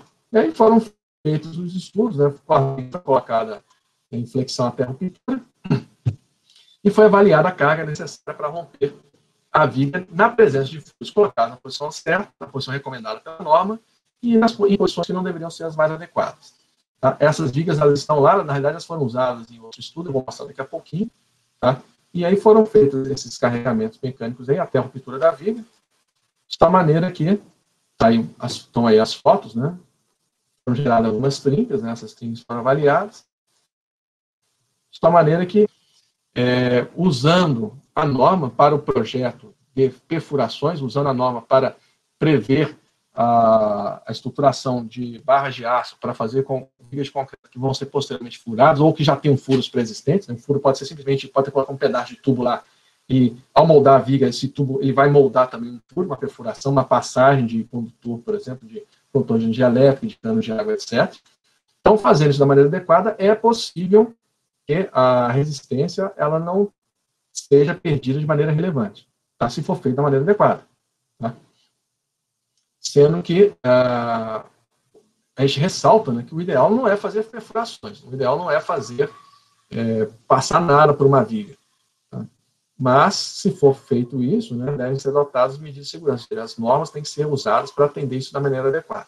E é o que esse estudo aqui mostrou para nós. O estudo mostrou que dá para fazer isso de maneira a obter segurança na aplicação da estrutura, mesmo que ela tenha uma perfuração feita de maneira adequada ou que tenha sido planejada anteriormente, né, antes de executar esta obra. Tá? Bom, esse é um assunto interessante, tá? Ele teve um desdobramento. Um outro desdobramento foi o seguinte: uma vez que a viga tem um dano, a gente não pode simplesmente jogar o prédio ou a casa no chão. A gente vai ter que fazer uma reforma, fazer um ajuste nessa estrutura. Uma opção é tirar fora aquele elemento estrutural. Você escora toda a estrutura e tira fora aquele elemento estrutural e põe um elemento estrutural novo.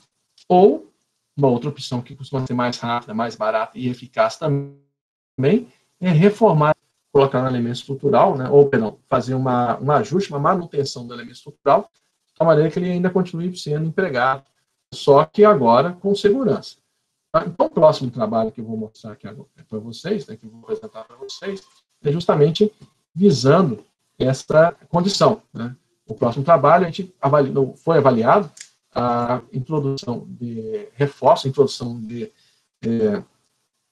interferências, não temos de interferência, realização de introdução de elementos, né, numa viga para recuperar a sua rigidez, para recuperar a sua resistência.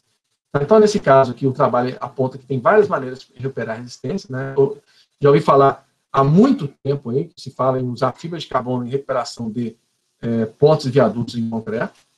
Né? Mas, nesse trabalho aqui, foi avaliado duas coisas.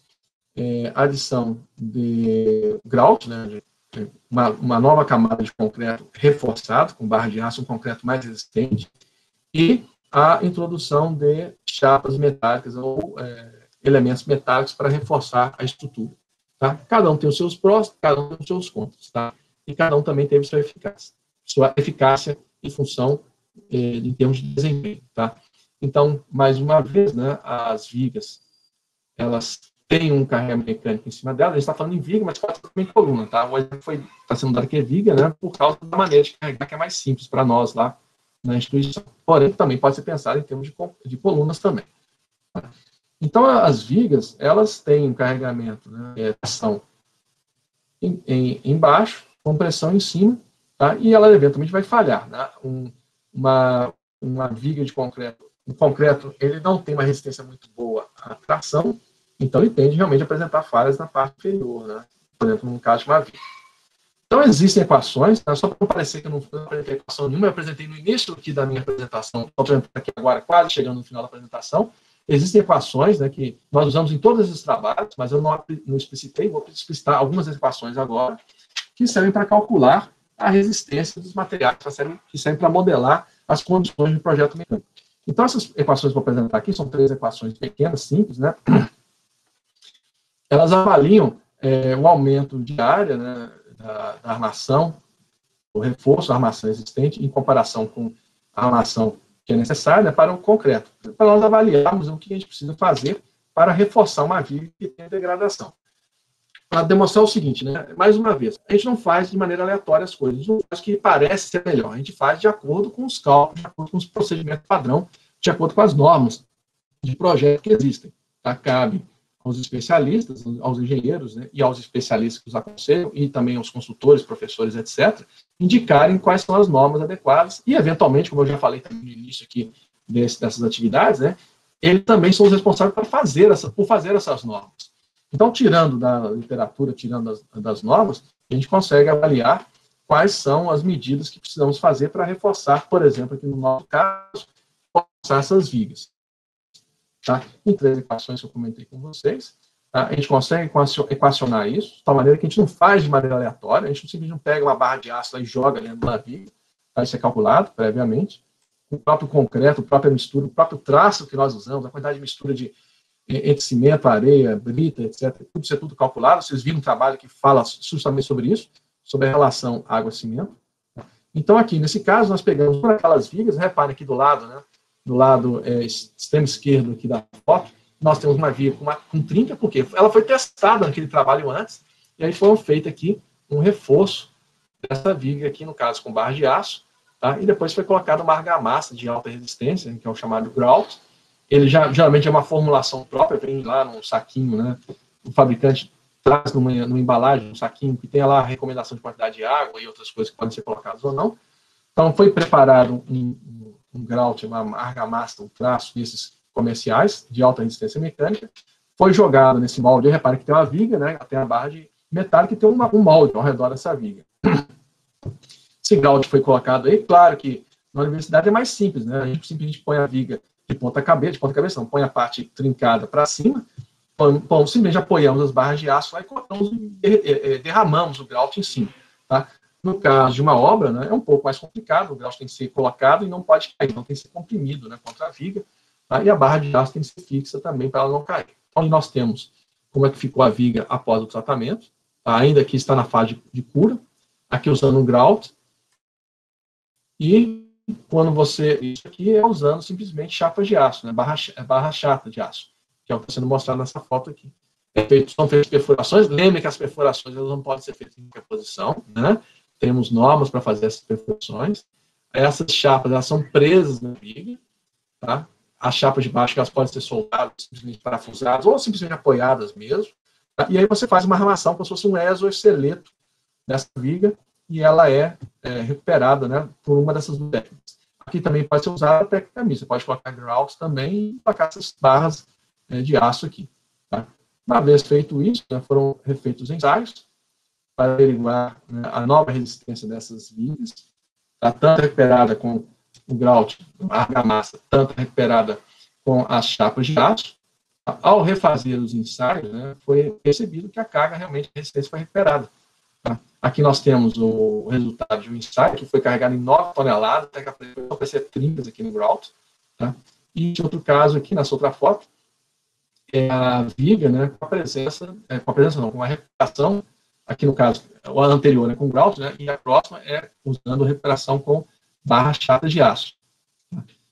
No caso das barras chatas de aço, a viga, né, ela vai apresentar uma resistência de 8 toneladas. Quer dizer, com grout, 9, com a barra de aço, 8. Mas essas vigas, né, elas são oriundas do estudo anterior, porque elas começaram a apresentar trincas com 4 toneladas e falharam com 6 toneladas.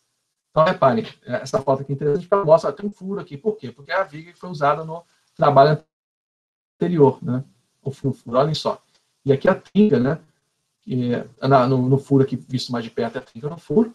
E na foto embaixo, do lado direito, a trinca fora do furo, que foi também detectado no estudo anterior. Então, foram as mesmas vigas que nós tínhamos averiguado, nós tínhamos colocado defeitos nelas, averiguado o impacto do defeito nessa viga, né? Segundo a norma, mas foi averiguado o impacto feito, e agora nós averiguamos o impacto da possível recuperação dessas vigas, usando grout e usando chapa de aço. Nós estamos agora com um trabalho sendo feito em parceria com a empresa Olin. Olin é a empresa que comprou a Dow Chemical aí no Guarujá. Essa empresa ela está nos fornecendo